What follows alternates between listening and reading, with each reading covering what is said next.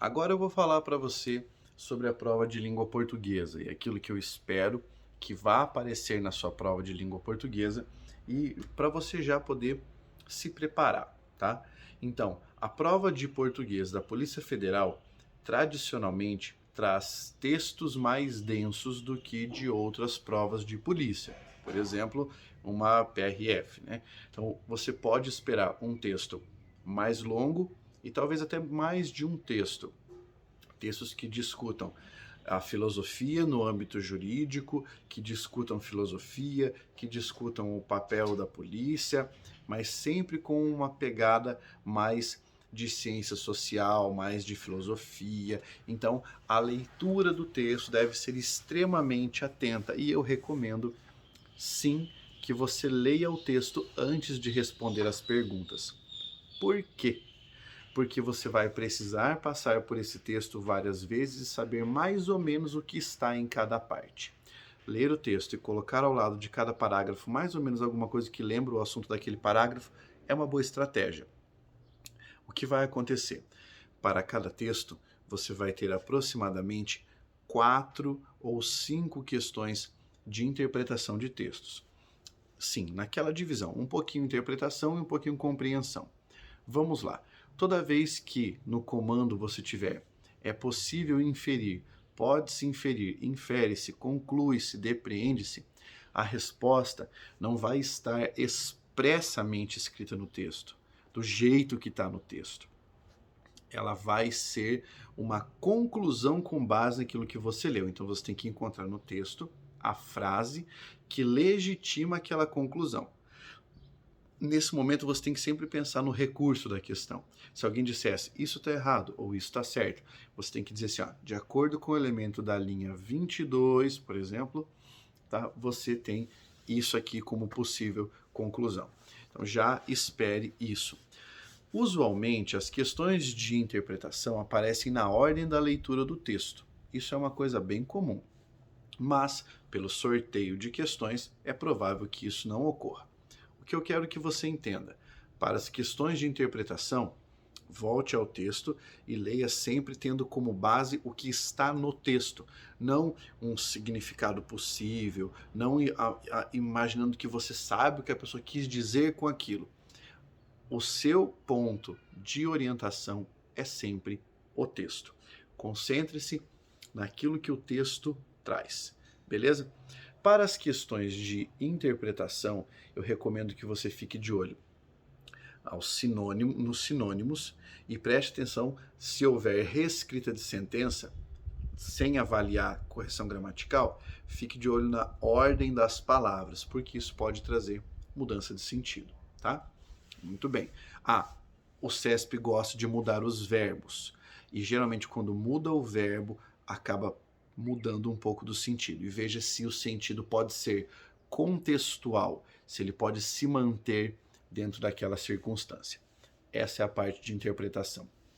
De redação oficial, já falei em outro vídeo, né? Se você ainda não assistiu, pode ir lá assistir, que eu deixei lá. Agora, vamos pensar aqui no aspecto puro e simples da gramática. O que é muito provável que caia nessa prova? Questões de interpretação de textos, tá? Questões de interpretação de... Perdão, olha, tá viajando aqui. Questões de pontuação. É muito provável que caia pontuação, tanto na reescrita da frase, quanto a questão direta. Se você pode remover uma vírgula, pode colocar uma vírgula, se determinada vírgula é facultativa. Então, muito cuidado com isso, porque o CESP tem histórico de utilizar vírgulas associadas às orações subordinadas adjetivas. Lembra, se a oração subordinada adjetiva estiver isolada, separadinha, você tem ali uma oração explicativa. Se você remove a separação, as vírgulas, por exemplo, você tem uma restritiva. Isso é muito comum. Não prejudica a correção gramatical, mas altera o sentido original. Fique de olho. O CESP está usando muito isso, na reescrita principalmente. Você tem que também observar as possibilidades de mudar a frase e ver se não vai sobrar uma vírgula entre sujeito e verbo, ou uma vírgula entre verbo e complemento na ordem direta da frase. Principalmente quando você tem os elementos como um aposto, né, elemento isolado na frase, e a banca tira uma vírgulazinha. Nas provas da Polícia Federal, é comum você ter questões sobre colocação pronominal.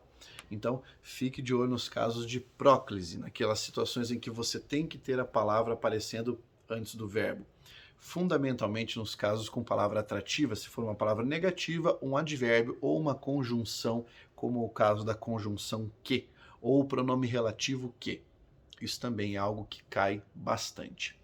Questões de crase, tá? As questões de crase são bem prováveis para você justificar o emprego do acento ou para você remover o acento grave sob a justificativa de que seria um acento facultativo. Lembre-se de que existem apenas 4 casos de crase facultativa, certo? Após a preposição até, antes de substantivo próprio feminino, se não for um nome histórico ou religioso, porque aí seria proibido, antes de pronome possessivo feminino, no singular e ainda numa função adjetiva, quer dizer, acompanhando um substantivo, e no último caso, antes da palavra dona, tá? Então aqui você tem 4 casos que são casos facultativos, beleza?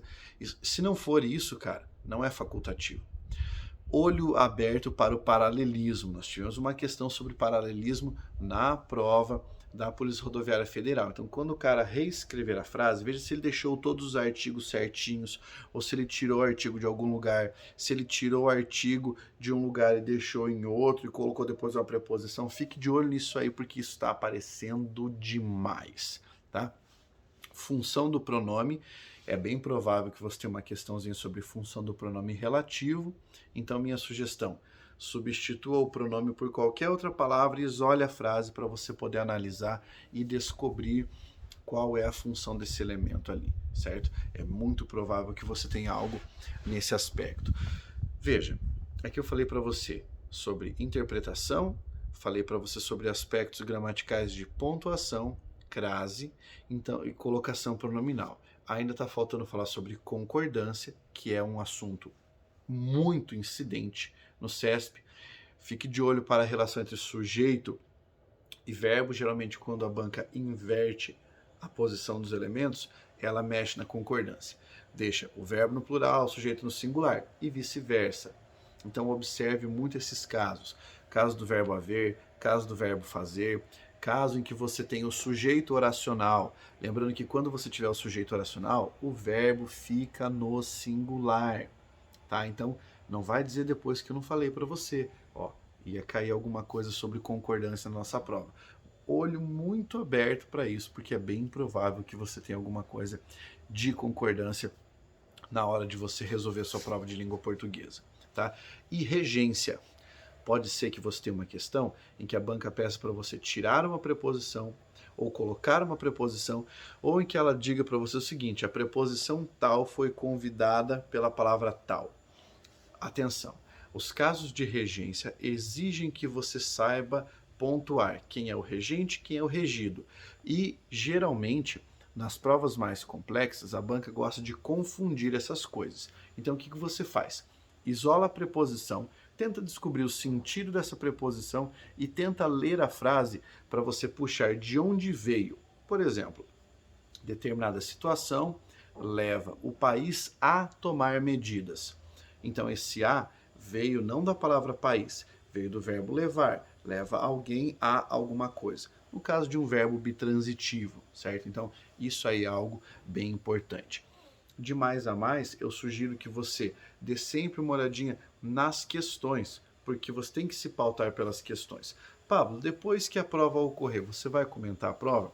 É lógico, todos os meus alunos do dossiê Polícia Federal receberão a prova comentada, especificada, justificada por cada item do gabarito, beleza?